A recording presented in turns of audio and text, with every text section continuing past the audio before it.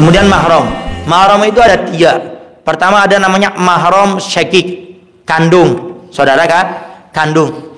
Yaitu siapa? Mahram yang pertama yang kandung ini adalah ayah ke atas. Ini rumusnya biar gampang hitungnya. Ayah ke atas. Artinya apa? Kakeknya lagi terus ke atas, ini mahramnya kita. Termasuk adik kakaknya kakek nenek kita, itu mahram kita. Kandung ya, saya bicara yang kandung ya. Kandung, karena ada kakek yang bukan kandung, kakek-kakean contoh. Ini yang kandung. Kakek kita punya adik kakak. Bagaimana? Mahram enggak? Mahram. Yang penting kandung, ya. Begitu juga bibi ke atas. Ibu ke atas. Nenek kita punya adik kakak, yang penting kandung, jadi mahramnya kita. Begitu juga dengan adik kakaknya ibu ayah kita, kandung ya. Siapa contohnya? Paman, bibi, itu mahramnya kita. Kemudian yang mahramnya kita adalah keponakan, anaknya saudara kandung kita. Kita punya saudara, punya anak, itu namanya keponakan, itu mahram. Tapi kalau anaknya paman, anaknya bibi, itu bukan mahram, namanya sepupu. Sepupu itu bukan mahram, sehingga nikah dengan sepupu sah, boleh. Cuma kata Nabi dan para ulama menjelaskan makruh. Kenapa makruh nikah dengan sepupu? Satu di antara ilahnya, alasannya karena faktor terlalu dekat. Sehingga alasannya antar maaf kalau berhubungan kayak kurang enak. Artinya ada segen karena sering ketemu, sering ini. Sehingga kalau sepupu itu dimakruhkan. Yang kedua, masalah gen. Jadi kedekatan. Dikatakan kalau nikah dengan sepupu itu entar akan bermasalah sama anaknya. Pokoknya punya penyakit.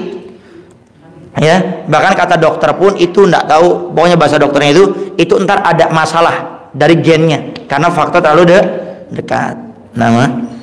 Wallahu a'lam. Itu yang namanya mahram lewat kandung. Yang kedua, mahram lewat pernikahan atau namanya musyawarah. Itu siapa? Mertua. Saya nikah. Jangan saya sudah nikah. Kang Sule nikah. Kang Sule ntar nikah sama mertuanya, itu mahram, ya. Walaupun kata para ulama, walaupun Kang Sule jangan.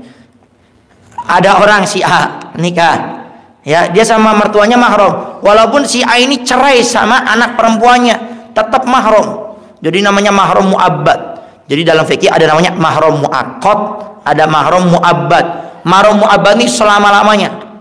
Walaupun dia sudah bercerai tetap jadi mahram. Siapa itu? Mertua. Yang kedua siapa? Menantu. Jadi mertua sama menantu itu mahram. Sehingga kalau punya wudu bersentuhan tidak batal. Ya. Bagaimana kalau ipar? Saya punya istri, saya punya suami, dia punya adik, punya kakak, itu bukan mahram, ya. Sehingga kalau kita bersalaman dengan dia haram. Kalau bersentuhan dengan dia batal wudunya.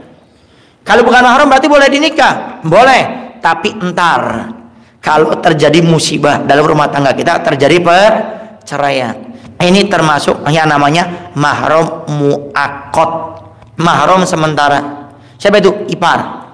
Contoh, ada si B nikah dengan seorang perempuan.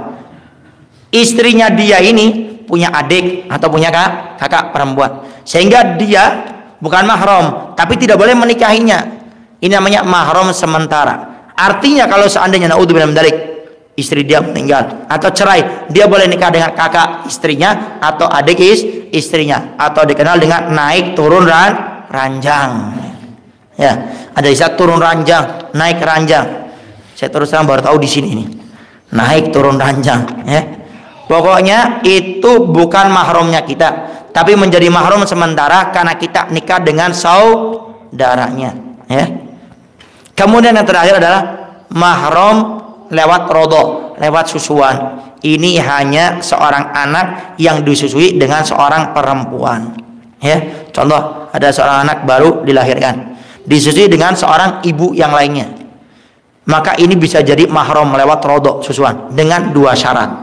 Dengan dua syarat mahram itu menjadi mahram lewat rodho, susuan. Yang pertama, disusui sebanyak 5 kali susuan yang mengenyangkan. 5 kali yang mengenyangkan.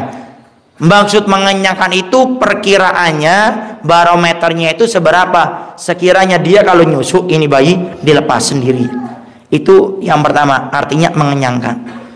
Yang kedua, maksud mengenyangkan itu seperti apa? kira-kira kita memperkirakannya, sekiranya ini bayi nyusui sampai dia tertidur, itu artinya mengenyangkan. Yang kedua, belum usia 2 tahun. Jadi kalau belum usia 2 tahun disusui sebanyak 5 kali susuan yang mengenyangkan, maka dia yang menjadi mahram lewat susuan, seakan-akan dia itu anak kita. Nama itu mahram, ya. Ada 3. Jangan dulu ya.